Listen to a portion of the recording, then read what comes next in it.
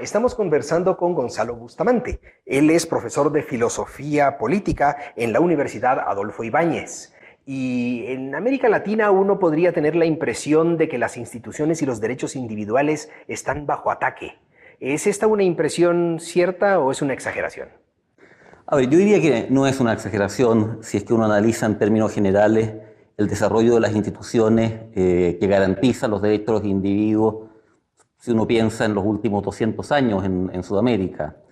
Si uno se pregunta por qué nuestro continente no ha logrado desarrollar una estabilidad política, como por ejemplo si tienen los países desarrollados con una democracia sólida y una economía de mercado sólida, básicamente lo que uno puede ver es que existe un déficit de instituciones y un déficit también de garantizar bajo instituciones los derechos de los individuos. En ese sentido es interesante un autor como Vittoria, quien más allá de toda la diferencia que hay en el tiempo entre nosotros y él, claramente es un autor que nos lanza una advertencia, ¿no? La advertencia que efectivamente uno se debe cuidar de quien tiene el poder, porque puede ocurrir que quien tenga el poder haga un uso abusivo de él. Y efectivamente, uno de los temas claves para Vittoria, y lo es hasta el día de hoy, es que la filosofía política, el pensamiento político, debe siempre reflexionar cómo poder limitar el poder para poder garantizar los derechos de los individuos. Y por otro lado, cómo efectivamente el poder, que eso es lo ideal, está al servicio de garantizar estos mismos derechos individuales.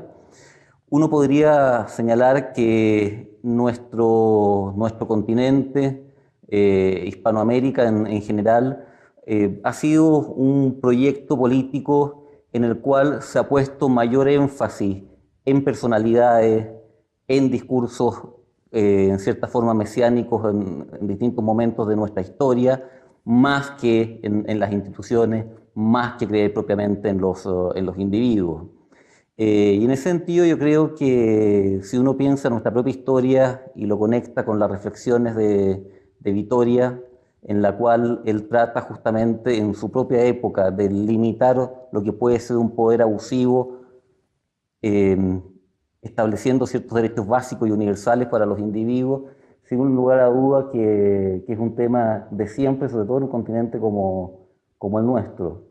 Y en ese sentido también uno debe preguntarse qué ha pasado con nuestra propia población que no ha exigido, uno podría decir quizás de mejor forma, esos propios derechos individuales que a uno le gustaría que los gobernantes le resguarden. Si se limita el poder, entonces los gobernantes no pueden hacer las grandes cosas que quieren hacer, ¿no?